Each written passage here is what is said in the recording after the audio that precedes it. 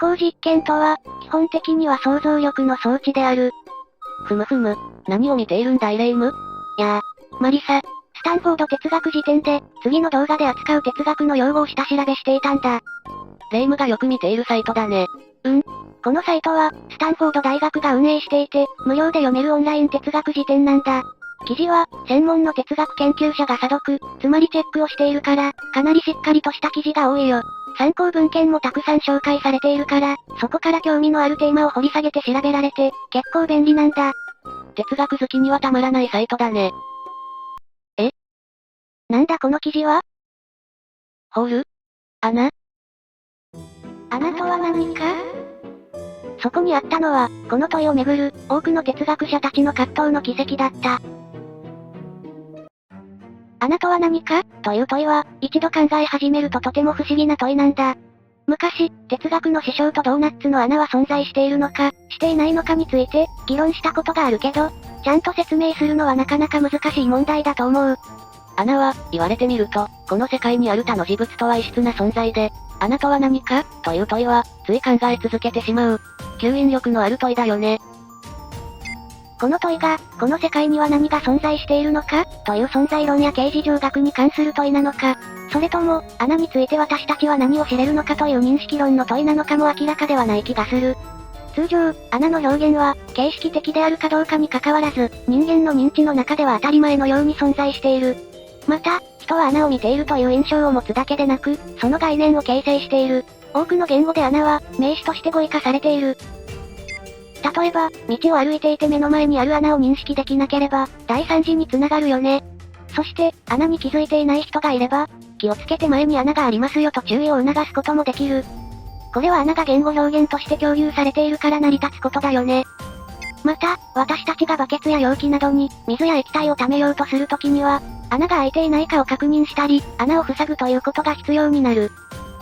このことは、穴の認識が、私たちが生きるのに不可欠な要素であることを示しているよね。確かに、普段、改めて考えないけど、穴を理解していないと生活が成り立たないよね。実際、発達心理学知覚心理学では、幼児が大人になるまでに、どのように穴を理解、知覚しているのかを研究している。穴の数を数えたり、穴の場所を追跡することが、何歳でできるようになるのかなどね。穴はこのようにありふれたものだけど、ではそれはどのような存在なのか？それが哲学者たちの問いにつながる。まず、穴は、人間やテーブルのような、生物、事物とは明らかに異なる。じゃあ、つまり何もないということなのかというと、穴は実際に認識されるから、それも少し違う。哲学者たちの中では、穴は観念的実体や虚構であるという考え方もある。観念的実体とは、例えば、お金だね。お金について考えてみると、私たちは千円札の紙そのものではなく、そこにある経済的な価値を理解しているからそれを使えるよね。では、穴は、お金と同じような存在なのかな？確かにお金の価値は目に見えないけど、千円札という事物と関係して存在しているから、少し違う気もするね。さらに、穴とは虚構、つまりフィクションであるという考え方もある。虚構とは、例えばシャーロック・ホームズのような小説の登場人物だったり、ユニコーンやペガサスのような伝説上の生き物だね。シャーロック・ホームズの存在は、実際は文章だけど、私たちが人間という概念を理解しているから、人物として想像できるよね。また、角や翼がある馬を想像することで、ユニコーンやペガサスを思い浮かべることができる。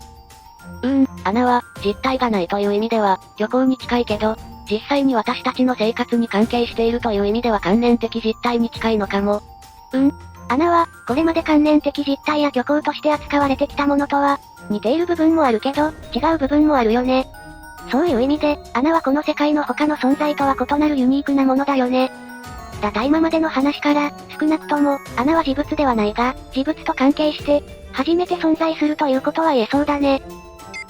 次に、そもそも穴はどのように知覚されるのか、という認識論的な疑問がある。知覚に関する代表的な考え方として、ロックやヒュームなどのイギリス経験論に始まり、現代の英米圏の哲学でもたびたび取り上げられるセンスデータ論という考え方がある。ジョン・ロックによるセンスデータ論では、私たちの知覚は、物質から感覚によってもたらされる感覚予見、センスデータによって成り立つと考える。しかし、穴自体は物質でできているようには見えない。そうだとすると、物質性を持たない穴は、知覚されないのではという疑問が生じる。この疑問に対して、デイビド・ルイスはこのように考える。まず、すべての穴は、物質的なホスト、ドーナツの食用部分のような周りのものを持つ。そして、物質的なゲスト、空洞を満たす液体のようなものを持つ。そこから、不在が因果的に効果的であり得ることを受け入れれば、穴の近くは成り立つと考えるんだ。なるほどね。穴はホストとゲストとしての因果的な役割があると考えるんだね。次に、穴が、非物質的であると考えると、その同一性の基準とは何かという問題が生じる。例えば、ドーナツの穴は、ドーナツを食べてしまえばなくなってしまうと言ってよいのだろうか？そして、ドーナツを移動させたとき、穴も共に移動するのだろうか？移動前の穴と移動後の穴は同じなのだろうか？また、地面の穴は、一度埋めて、再度、同じ場所に、穴を掘ったら同一であると言ってよいのだろうか？こういった事物の場合でも厄介な同一性をめぐる問題が非存在であると穴を考えるとさらに難しくなる。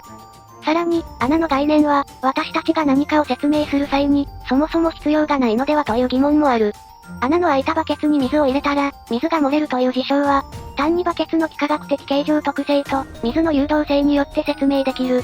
こういう必要のない概念を説明から排除することをウッカムのカミソリと呼ぶけど、穴の場合それは果たして可能なのか？でも穴という言葉自体は必要そうだけどね。疑問の残るところだね。そして、図と字表示における穴の状態が曖昧であるという議論もある。図と字とは、こういう反転図形で有名だけど、この絵では、黒い部分を字として見ると、白い部分が図として、杯が浮かび上がり、逆に、白い部分を字として見ると、黒い部分が二人の人が向き合っている図として浮かび上がってくる。こういう反転をゲシュタルトの反転とも言うけど、私たちが何かを認識する際には、部分一つ一つではなく、全体、ゲシュタルトとして、その意味を見ようとする。こういう反転関係が、穴と事物の間にもあるのではないかという指摘がある。例えば、ドーナツの食べられる部分を字として、穴の中を図として捉えることはできる。しかし、逆に、穴を字として、ドーナツが図であると捉えることもできる。穴は、字なのか、図なのか曖昧なんだ。そして、穴の奥行きは果たしてどこまであると言えるのか、そんな疑問が生じてくる。穴をめぐる議論に対する哲学者たちの答えも様々だよ。